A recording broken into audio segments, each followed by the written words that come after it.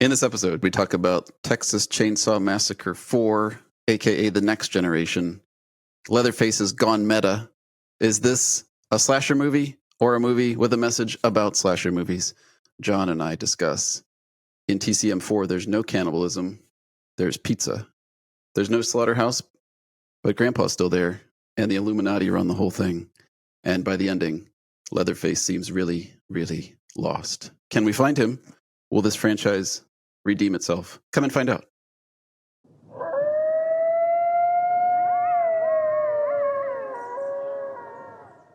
Hello, Brian. How are you?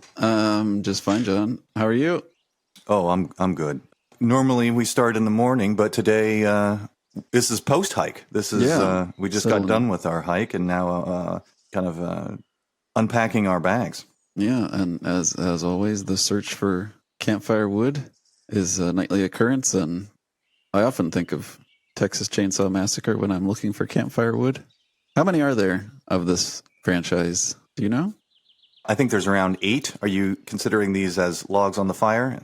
Some branches can be broken by hand, but sometimes you have to use my little handsaw. And while I don't have a chainsaw, sometimes I wish I did. I'm thinking of the ever-burning passion of Texas Chainsaw Massacre movies as it relates to a fire that never ceases.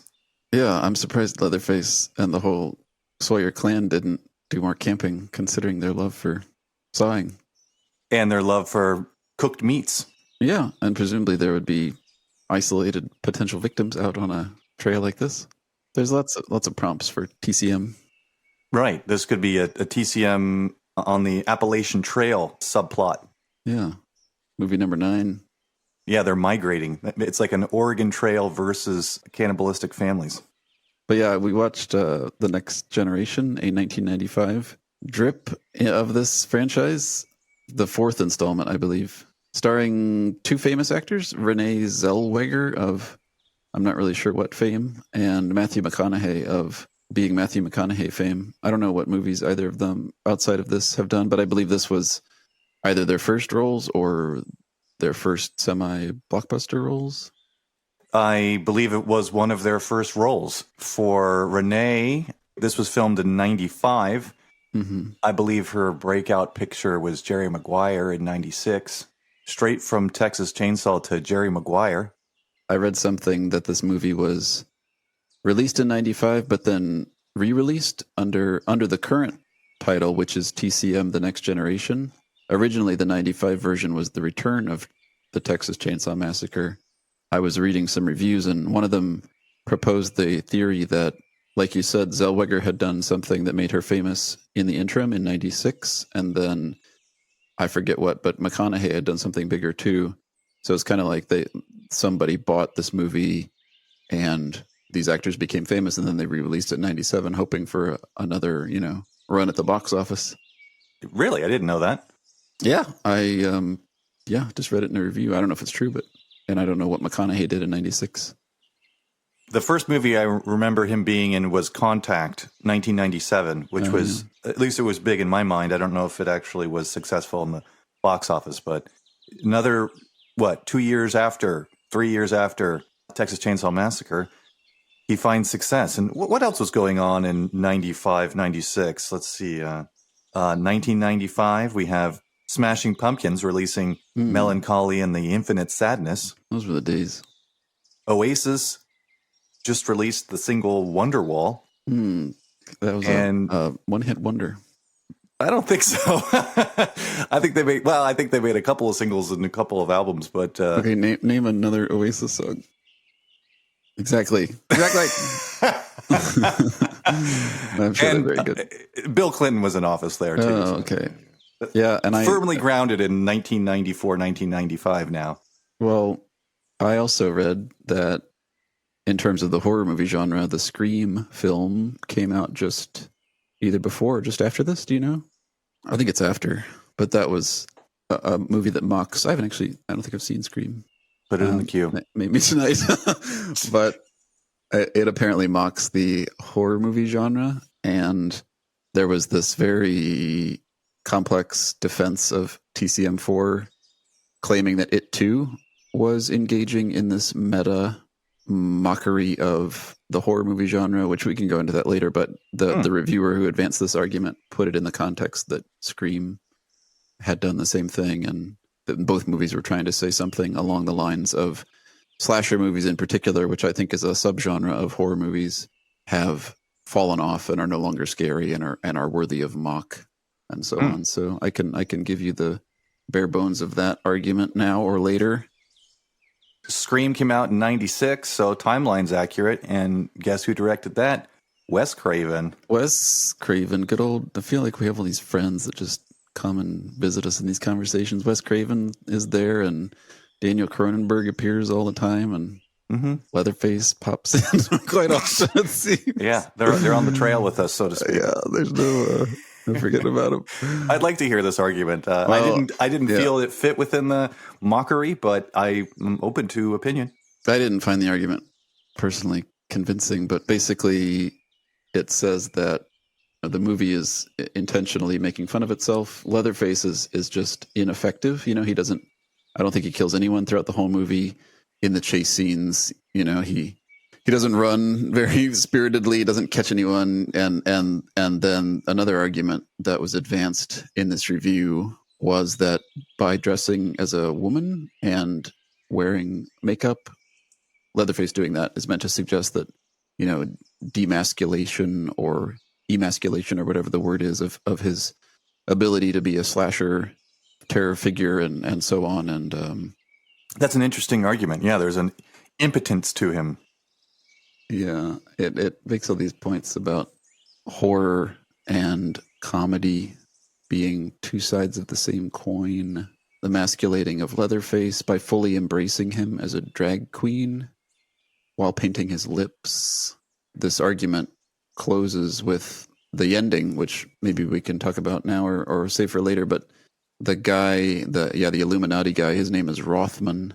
In the final scene when he's in the limo with Jenny, that is Renée Zellweger's character, he said sorry. He basically apologizes to Jenny about how messy this whole experience was. He says it was an abomination and, quote, it was supposed to be a spiritual experience, end quote. And so this reviewer cites that scene, and maybe Rothman is meant to be like a movie executive or a writer director of horror movies in this meta understanding of this film. And he's apologizing to the audience who have just endured this 87-minute experience. And it was intentionally not scary and intolerable and an abomination in order to critique the slasher subgenre of horror films. And I personally, that's amazing. I like it. I mean, I'm not. I don't believe. I just don't find arguments about movies or books framed in that way very convincing, just broadly. Maybe it's true that an entire movie will take a step back from the purpose of the movie, which is to be terrifying and to give the audience a thrill, in order to comment on the whole genre of which it is a member. That assumes a lot of interest and background information in the audience member. And it seems like an incredible gamble. Why would you make a poor movie, which is going to do badly at the box office, in order to make this heavily cloaked, indecipherable except by one argument about the state of the horror movie genre? Why not just write an article or something like that? Like the whole idea of like art productions being intentionally meta to say something about art. I don't know. I don't find that very convincing. I can send the article though when we get home. Yeah, please. I think that, well, Scream as an alternate view of this does kind of mock the genre, but doesn't do it in a way that it needs to produce a crappy film and then reflect back on the crappy film that they've created and said, yep, this is what represents the genre at this point, is this crappy film I made. So is that kind of, yeah. So, well, I think Scream I haven't seen Scream, but I think Scream has some merits on its own. It stands on its own as a entertaining or a scary or a whatever it is kind of movie, in addition to this potential meta comment about the nature of horror movies.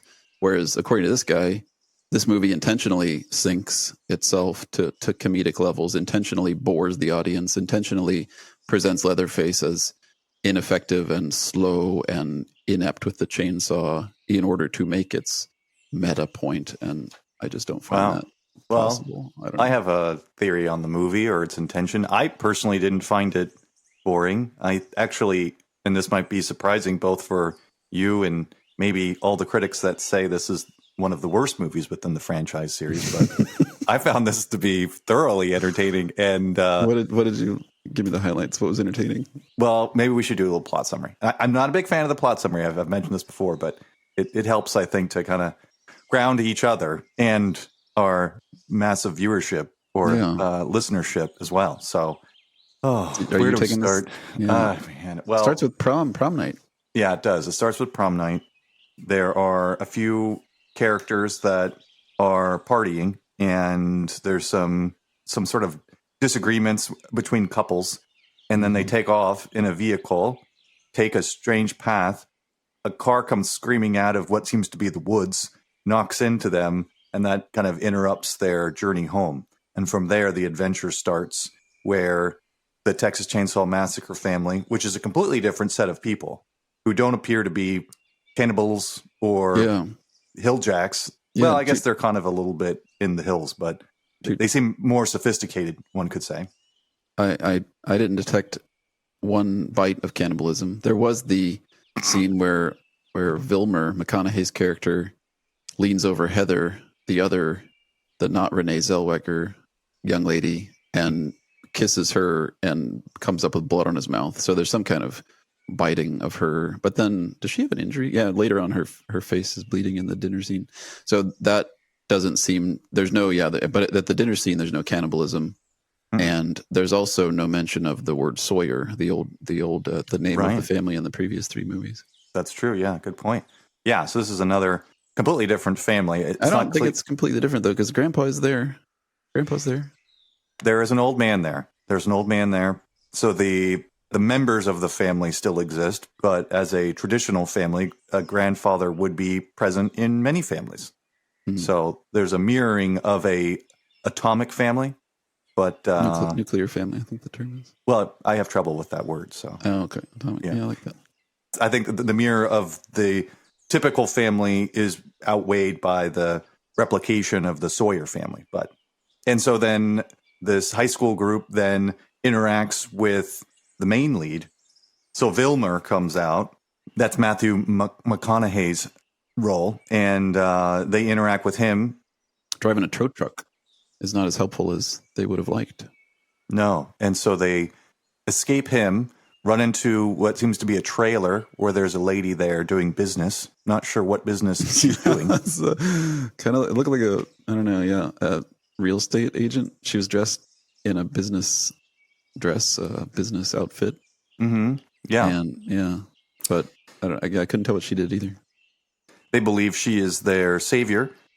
Find out later that she's also part of the clan. The group is tormented by this new group of family members. The heavier hand lies in Matthew McConaughey's character, where he just goes completely off the deep end with all members, even members of his family. He knocks one over the head with a hammer, also brutalizes the other members of the teenage group. Very violent family. Nobody gets along. Yeah, and I got the impression that Darla is her name. She's the woman in the business dress. She is a new addition to the family. Did you get that impression? I think that there's such a separation from the Sawyer family to this family that I think that it's not even worth doing the comparison. I don't want to totally discount that as a thread of continuity from the first movie, but there's so much difference. And although in the text scroll at the beginning, it does sort of suggest that these are connected events in sequence, but no one from the original movie seems to show up in this movie. I don't know if you felt the same way. No, I did. Absolutely. There's the only unifying factors are that it's still Texas. There's still a guy called Leatherface. There's still a chainsaw. There's still dinner. And there's still a grandpa. But there's no cannibalism. There's no reference to the name Sawyer. There's nothing about working in a slaughterhouse or having worked in a slaughterhouse. Yeah, no clear line of descent from any of the previous family members to these current individuals. Yeah, the slaughterhouse piece is absent, as you said. There's Vilmer and a guy they called W.E., who seems to be his brother. And then Darla is a girlfriend of Vilmer. She says at one point that she had left her husband and that she could theoretically still go back to her husband. Mm-hmm. And then there's Leatherface, who I think is the third brother. But I think in the third one, there was a daughter and a mom and a grandma. And yeah, there's been a lot of familial turmoil. I don't know if this is, like Leatherface has to be, he's the only consistent character. So it makes sense that all four movies would be the same family, but there's not enough time in between them. Like this is all explained in the opening text scroll. It's only been like 20 years. It can't have been a complete generational turnover. Leatherface would be immortal. Yeah, I mean, it's called Texas Chainsaw Massacre: The Next Generation. Yeah. So it does kind of allude that this is the next grouping. You know, this is that actually wouldn't be a bad idea if there was one of the Sawyer members had a child, and that was Matthew McConaughey. And what did you make of W.E., the other brother, all his quoting of Voltaire and Ralph Waldo Emerson, and every word he uttered, I think, was a quote from some literary figure or philosopher. Yeah, I thought that was funny. And the critic that I mentioned, who weaves this big meta argument, proposes that character and those quotations are meant to further undermine the movie by, this guy's just saying stuff that other people have said. This movie is just making fun of other horror movies. And I don't know, outside of that meta argument, I can't think of any reason why that character needs to be there. He's just kind of an irritant to Vilmer and somebody to punch. I'm thinking of like the hitchhiker character in the first one, or the chop top in the second one, or the third one. He engages in the corralling of victims, but I guess this guy does. Yeah, he comes to the real estate office with the plastic bag and throws Renée Zellweger into the trunk. So never mind. He's just a lackey, maybe.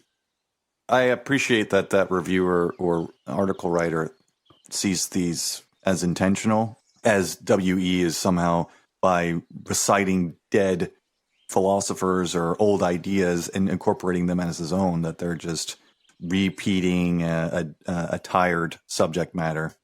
But in the moment, I didn't really get that as an idea. Well, I guess it doesn't even matter what I thought in the moment. After I've heard this argument, it still doesn't really hold weight to me. So no. It's not that I missed it. It's just that in hearing it, it doesn't seem to hold weight. I think the most novel twist in this iteration of the franchise is the ending. I didn't know quite what to make of it, but I can run through the basic details. Yeah, please. In the middle of the dinner scene, a man shows up at the door. His name is Rothman, and he has a driver wearing a chauffeur's hat behind him, and he basically starts criticizing Vilmer for not creating enough horror. I'm quoting a few lines of Rothman. He says, "I want these people to know the meaning of horror. You don't want to be a silly boy. Is that clear?" This is all to Vilmer. So this obviously fits well into that argument about this movie being a meta critique of the horror genre. And then Heather, the other teenage girl, gets her head stomped in by Vilmer at that point. So Vilmer seems to have amped up the tempo of his slayings. And then after Vilmer stomps Heather's head in with his mechanical leg thing, which we haven't talked about yet either, Vilmer starts self-mutilating and screaming. He starts cutting his chest open with a knife. Mm-hmm. And then there's a big fight between Jenny and Vilmer, each holding a remote control that powers his leg. So they have a fight of sort of pausing and unpausing his mechanical leg. And then she runs away and gets out of the house, and it's morning now. And she flags down an RV driven by this old couple. Right. And the RV overturns, and then Vilmer and Leatherface show up in the tow truck. And so she's back on foot, running from the two of them, who are also on foot. And then this airplane, this what do you call those? Propeller-driven airplane, just a little single-seat thing. It's flying over like a crop duster or something, I don't know. But then it swoops down. So you got Renée Zellweger in the front, Vilmer, and then Leatherface coming in at third. The airplane very precisely flies down to intercept and chop up Vilmer, the middle of the trio. Uh-huh. Leatherface becomes greatly distressed at that point, clearly in mourning, and the rest of the scene, he's just twirling his chainsaw around in the field, sort of meaninglessly. And then the limo shows up with Rothman in it again, and Jenny climbs in, realizes it's Rothman, and then Rothman does his apology. This is an abomination. This was supposed to be a spiritual experience. And then in the final scene, Jenny is in a mental ward, I think, with a policeman who's trying to reassure her. And then some lady gets wheeled by lying down on a gurney, and they make significant eye contact, but it's not clear who she is. And then it fades to black. So the appearance of Rothman makes sense in the plot, in the interior plot of the movie, because Vilmer believes that he is working for some secretive, they don't think they ever say the word Illuminati, but it's some organization. Darla, while talking to Jenny at one point, says something along these lines, that Vilmer works for a secret group. This group has been active for 1,000 or 2,000 years. This is a quote from Darla to Jenny. You know how you hear these stories about these people who run everything, but nobody knows who they are? And that's the group that Vilmer works for. They're the ones that killed Kennedy, for example. And there's another scene where Vilmer says something about how the house is under 24-hour FBI surveillance, and there's bugs in the walls. There's auditory recording equipment in the walls. So all of it fits the Rothman thing, being the boss, or the boss of Vilmer, a member of this group. Makes sense. But the conclusion then is we're meant to think of the whole sequence of 30 years of these killings in Texas having been the work of this group, the Illuminati, if you want to call them that. And therefore, this series of Texas Chainsaw Massacres is a project on the same scale as the assassination of Kennedy or the faked moon landings or whatever else people conspiratorially ascribe to groups like this. That's either a lot of firewood, so to speak, for the movie as meta message about horror movies angle, or it's something else entirely, just a weird thing we need to figure out about where this director is taking this story. Wow, that's impressive. Well, You're the Illuminati of Texas Chainsaw Massacre movies. I don't even know what are the Illuminati. Are those the stonemasons, the Masons? I mean, I don't know. When people say the word, doesn't that come from what are those books called? The Robert Brown, you know what I'm talking about, with the Vatican and stuff? You mean Dan Brown? Dan Brown, yeah. What are those books called? What is that? National Treasure? Is that the? Am I getting my conspiracy movies mixed up? Well, I don't know if the Illuminati is just from that book, or if it's a larger historical thing. Like the Freemasons actually are a thing. They're just not doing what idiots think they're doing. So I just don't know where that term. The term Illuminati, I'm pretty sure, was not mentioned in the movie, but it was in a review. On the door of the tow truck, it was called Illuminati Towing. Oh, no, wait, really? Yeah, wow. Yeah, I'm not really totally familiar. Well, then there's that whole thing with Vilmer always being upset with like all those lights on the truck, and lights go in weird directions. Totally. So I do think that there's space for those arguments to be inserted in the movie, maybe more than I gave it credit for originally. I don't really know the Illuminati story or plot line or kind of thread as to what's the reason and rationale behind it. Even in referencing you as the Illuminati as it relates to these movies, I don't even know if I'm using that term correctly. But to my knowledge, it's a group of people that are pulling the strings underneath, not necessarily of reality, but what people see on the surface. So if you just look slightly below the surface, you see an orchestrated, systemic organization or organizing group that is trying to take control of the world entirely. It's beyond just nation building or different countries, but it's like a global phenomenon of individuals who are puppeteering people for their own good to create some new world order of sorts. That's kind of my rough understanding of it. But does that sound anywhere near your guess of it? Yeah, I mean, a vague idea that there's a non-governmental group of ultra-rich or ultra-aristocratic, somehow powerful families, dynastic families that somehow, control the government or are in the government as representatives of duly elected representatives, but actually do the bulk of their productive work through the mechanisms of the Illuminati, not through the mechanisms of actual government. It just lends itself to any hypotheses about the way things work in the world. I want another way if I don't like this thing about the movie being a meta message about horror. So since I don't like that, I need another way to interpret Rothman and his thing about who are these people when he says to Vilmer, I want these people to know the meaning of horror. And why does he apologize to Renée and say it was supposed to be a spiritual experience? That's what I need to reject the TCM4 is a meta critique of the horror slasher subgenre angle. Okay, well, here's an option that instead of this group being a bunch of cannibals, that they are, through terrorizing individuals or kidnapping people, that there's a greater spiritual event that occurs through this shocking experience, or that they believe there's a quality in killing people not for consumption but to release their spirit or to have some otherworldly experience. And that was why Rothman has either teamed with this family or is part of this family, is because we're not here to kill, slaughter, and cook. We're here to bring people together and have a fantastical experience and push the limits of humanity. And through this, we'll have a spiritual experience, an otherworldly experience. And that's our fundamental motivation for doing all this stuff. And so then this gets sideways or sidetracked with, this gets sidetracked with Vilmer, who takes it upon himself as maybe an egoist to make this about him. And then he starts destroying this process that Rothman has been trying to build. And then Rothman then has to apologize and say, hey, I'm sorry about Vilmer.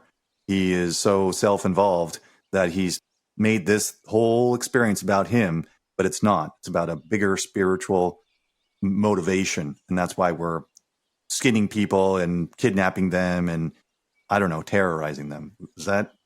Yeah, I mean, is that a substitute, or maybe even gives more explanation to the purpose of the movie beyond a self-meta criticism?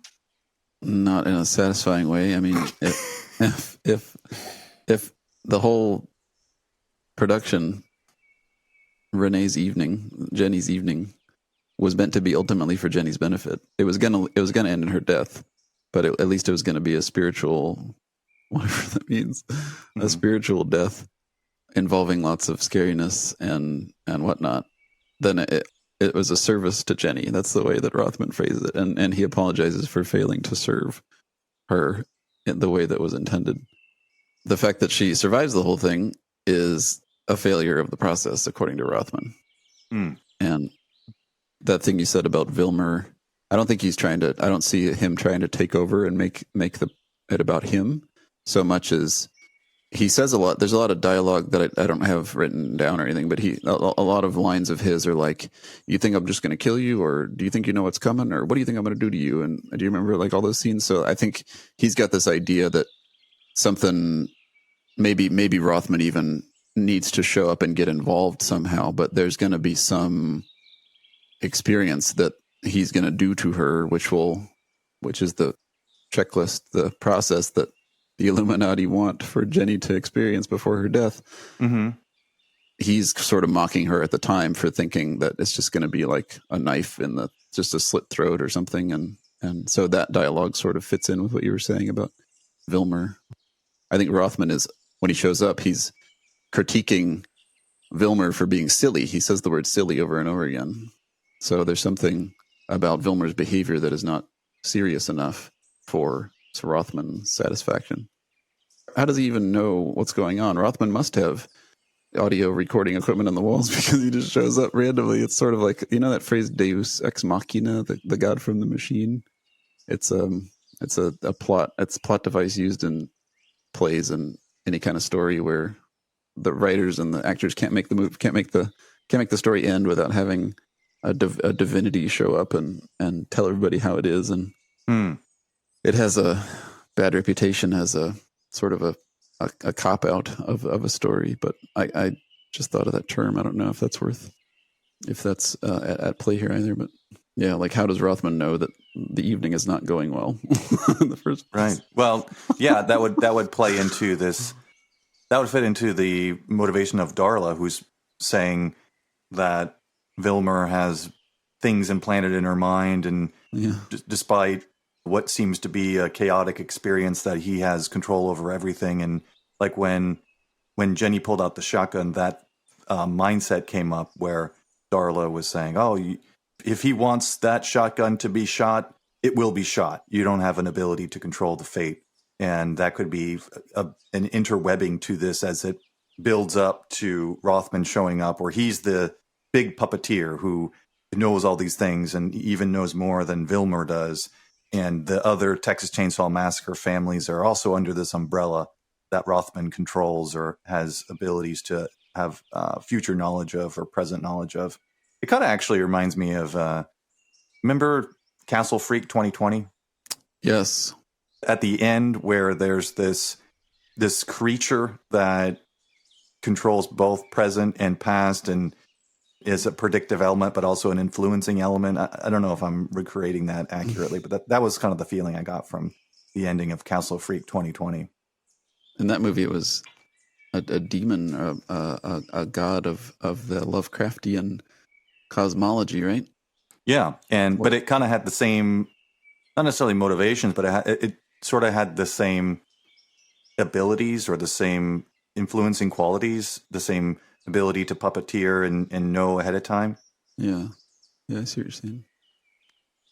This movie had more than I gave credit to, if we're endorsing all these ideas, which to some degree we have to for Rothman's placement in the movie. I mean, he has to have a functional role, and he does, and he comes in at the end to kind of sweep everything up and tie a bow around it. And then the super ending, the ending where I can't tell if Jenny is going to be institutionalized or whether she's just in a hospital to get physical treatment, but she sees that woman being led down a hallway. You know who that was? No, who was it? That was the final girl from the first Texas Chainsaw Massacre. So she is in a mental ward then. Yeah, I guess. Yeah, good point. It also says in the Wikipedia article that there's 3 appearances from the first movie, 3 cameo appearances of the original members of Texas Chainsaw Massacre 74 in there, but I didn't recognize any of them. I didn't even recognize the lady at the end on the gurney. I looked that up because I was like, it's like, who the hell is this? Right. As if, I didn't recognize her. I didn't notice this, but I looked up the cast photos, and remember Franklin? The guy in the wheelchair? Yeah. He is credited as hospital orderly, I believe. And that must have been who Jenny was talking to in that final scene. But he looked he didn't look, he'd lost quite a bit of weight. I didn't make the connection. It was also 20 years later, so they look completely different than they did. There's too much age difference. Another thing I thought of with that further supports the idea that this is a meta movie is that there's a very long scene where Darla stops at a pizza place. Mm-hmm. So there's this laboring over the point that the family needs dinner, and dinner is going to be brought home, and so replacing the cannibalism angle where dinner would be these victims, instead she's got Jenny in her trunk at that point, and then she runs across the other one, Heather, in the driveway, and sort of has to get the pizza home for dinner, and there's another scene at the end where when Rothman he criticizes Vilmer for being silly and not generating horror, and then he unbuttons his shirt and shows his weird tattoo, and then he proceeds to lick Jenny's face. And then before he leaves, he picks up 2 slices of pizza off the ground and puts them back on the dinner table, and then leaves. So maybe that's further grist for this argument that the pizza represents, the way this movie is mocking itself by, that we're not really going to kill these people. We're not as gory as the first 3, and we just brought in a pizza instead, and horror movies and slasher movies have lost their edge. All right. Well, that's further for that guy's argument. I would say that the reason why he picked up the pizza, and at one point Darla is complaining about being knocked over by Vilmer was this idea that they still have social order. They still have a certain amount of decorum that they want to present. And to see pizza slices on the ground, it's a poor representation of themselves as a family unit or as a social group. And for Darla to be knocked to the ground, it's with guests in. It's defacing her in the presence of guests. So, well. This director was a co-writer of the original one, maybe Kim Henkel, potentially holding a grudge towards this franchise, or rather a grudge towards the subgenre of slasher movies in which this franchise is. But there's clearly it's not what's his face. What was the original director? Tobe Hooper.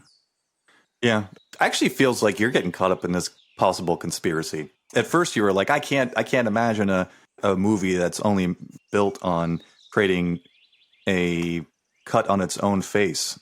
And I guess, and I would agree that like I would guess that this guy Kim Henkel, who wrote the movie, who also co-wrote the original movie, is coming in and is trying to create a movie as best he can. I think he legitimately thought this was a good movie, and I enjoyed it. So I celebrate the fact that he created it, and I enjoyed watching it.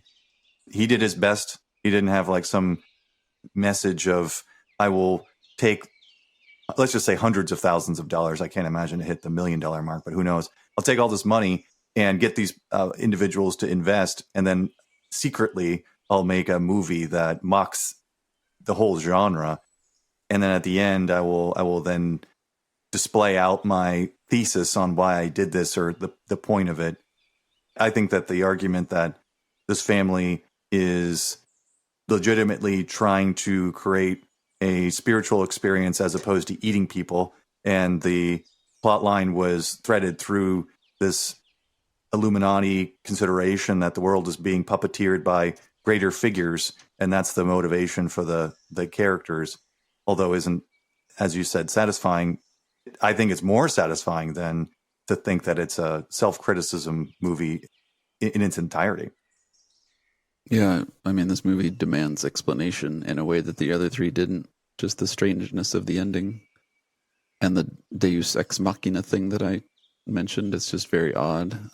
I see what the person who advances this argument is basing it on. I just don't feel good about having watched the movie. If it's just that, it feels underhanded of a movie to do that. You go into this movie thinking you're going to see some good chainsawing and get to relive your teenage experience with watching the first or the second or the third one, and then instead you get this limp, strange. There's a couple killings, but there's that chase scene actually with Leatherface chasing Jenny was quite good, where she runs through the swamps and into the house and up the stairs and out onto the roof, and then Leatherface chops down the chimney, and then Jenny jumps on a wire and then runs through the forest and goes to the office. Like that was, and there was music playing during that time, so there was a little bit of whatever people want out of a Texas Chainsaw movie, but I don't think Leatherface gets anyone, and the dialogue is strange, and to make a message about the genre is one thing, but to do it at the expense of like comparing it to the Scream movie, which again, it's not really a good argument because I haven't seen it, but does a message about the slasher genre have to come with the pill that the movie itself is a complete dud? Like, couldn't you have said something about slasher movies by making a great slasher movie? Yeah, I know. And I think that the pill that has been swallowed is the appreciation of this argument. I think it's an interesting sort of approach, but I think that this guy tried to make the best movie he could. I don't think that he made this in some tongue-in-cheek way. I do think that there's a little bit of humor in it, but not any more humor than part 2 or part 3, although part 3 didn't have a lot of humor in it. And yeah, and I think that the next generation viewpoint is we're not highlighting Leatherface as much as we did. We tried that for 3 movies.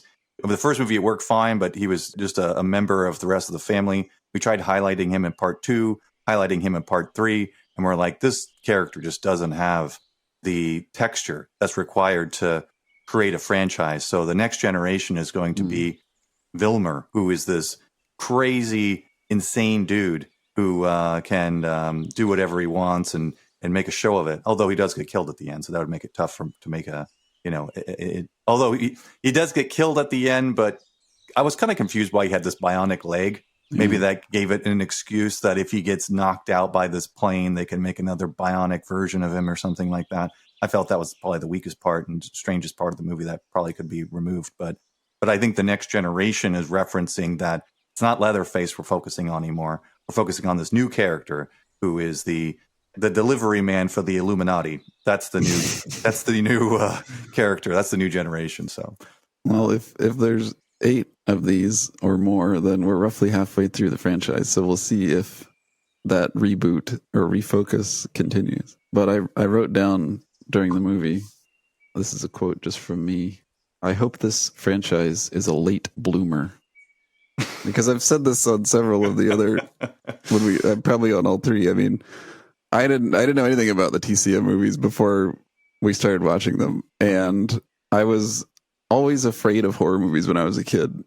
I never was allowed to watch horror movies, and so watching these in a weird way is kind of like reassuring for me, because I think of that childhood version of myself who was kept away from movies like this and developed this notion that they were somehow truly awful, and maybe they would have done something warping to my young boy's mind. But so when we started watching Chainsaw, I was thinking it was going to be these classic, just fucked up, just people getting chainsawed and just unbelievable gore and just pushing the absolute edge, or of either physical sort of makeup based horror or kind of psychological. A giant 8-foot tall guy with a chainsaw in the middle of nowhere in Texas, and there's cannibalism. This writes itself. And 4 iterations in, it's been nothing but boring, absolutely boring, and just dull. And I can count probably on one hand the number of people Leatherface has killed. It's just like this thing just refuses to launch, and I don't know what's coming, but it's like it's the most absolutely flat franchise idea that I think I've ever seen. Wow. Well, I like how you share your feelings. I would say that there's some context to deliver in that it's difficult for an individual to reflect how these movies might have experienced them as a younger person, because you're, approaching it with a lot more sophistication and wisdom and maturity than you would if you were 12 or 13. So these movies might have been quite terrifying, not to mention that they're, 96. So this is 20 years old or something like that at this point. I don't know if I'm calculating that right, but they're fairly old. So they don't, they're not I wouldn't put this in a contemporary horror, although it is on the fringe being in the, 90s and such. But there's that piece of it, that these might have been terrifying if you watched them at release during your adolescence. But the other piece of it is that I think that the first movie still holds up and has legitimate levels of, I wouldn't say terrifying, but there's a certain amount of discomfort that one has when watching it, and an anticipation of concern. So I do think the first one still holds up. The second one's a little goofy. The third one I found, as you would describe, completely flat. It didn't really get out of the gate. There was way too many night scenes, and it was even hard to watch just because you couldn't tell what the hell's going on. I think this one, as it is trying to do, maybe reboot itself and see a greater character than Leatherface, I felt that watching Matthew play that role was satisfying.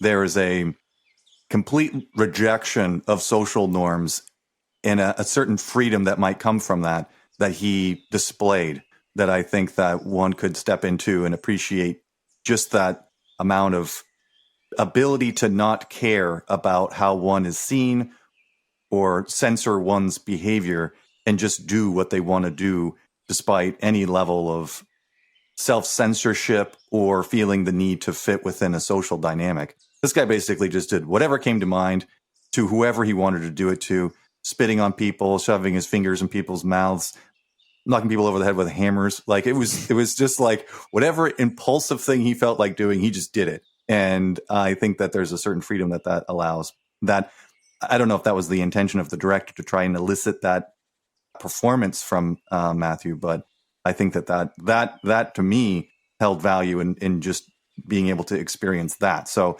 it wasn't terrifying. It wasn't like a horrific experience, but it was if one was around an individual who acted like that without the need to self-censor or the need to be socially appropriate, that could be terrifying because they're violating this social contract that is implicit in us living in society. And if everyone acted like that, what would the world be like? But if I experience someone acting like that, what would that experience be like for me? Likely terrifying, because I don't walk in that same space. And so that person could exploit me quite quickly and easily if I was operating in a different set of rules. And to imagine, like I was saying, to live like that as he did, that might be quite the experience. Yeah, but I think that argument applies to any movie that involves a slasher, any movie that involves a human, non-spiritual, non-extraterrestrial bad guy. They're acting antisocially, and part of the shock and the terror is that we don't know how to behave in those situations. We expect different behavior. So, I mean, I see what you're saying, but I don't think the social contract violating way of appreciating this movie is particular to this movie. Yeah, that's true. But in other movies, and we're kind of generalizing a little bit, is that there's at least a fundamental motivation that one might find within a character that's violating a social contract, where it's like, well, they're trying to accomplish this, they're trying to do that. This guy, Matthew, isn't necessarily trying to accomplish anything, and his destructive force goes against both himself. He's like cutting himself. He's knocking his brother over the head with a hammer. His girlfriend, he's putting his boot on her throat and threatening her life. He bites the face off of some high school student and then spits on Renée Zellweger. So it's like even himself is he's willing to violate even his own body. So there's nothing within his view or context that is sacred. And so that complete freedom, even from one's own body, is kind of encapsulated in his performance. How do you account then for his submissiveness to Rothman? Yeah, and so that's the spiritual element that would be part of the plot detail. There's this Illuminati, bigger social New World Order that's taking over, and he is also part of that. So I guess, yeah, he's a servant to that master. So there is a compromise that he's making within that model. Sounds like you're not a big fan of the TCM series, but I don't think that, from kind of just a preview, I believe this is I think part 4 ends the exploration of these wild concepts. Maybe not. I can't say for sure because I haven't seen many of the other ones. The other ones feel like reboots and remakes. So I don't know how creative maybe the other movies are, but I've only seen one of the 4 that remain, so I can't speak on that. Well, I'm looking forward to seeing if it blooms. Like I said, I do want to. I'm open for a scare. I'm open for some holding of my hand above my eyes, and I think that they've got a winner in the sense of an 8-foot tall man wearing a human skin face mask, wielding a chainsaw. They've got the cannibalism. They've got the creepy setting, and the whole kind of zombie vibe of Grandpa and animating dead folks at dinner and keeping all these trophies and whatnot. Like, the pieces are there. It seems like somebody just needs to put it together, and I'm hopeful that it'll happen. To quote Rothman, I'm sorry for this abomination. It was supposed to be a spiritual experience. All right. Well, I gonna finish eating my tuna fish out of a can and fall asleep to the crackling logs of TCM 4 in the bag. Yeah, that was a good talk. I feel better now. And don't forget where those logs came from.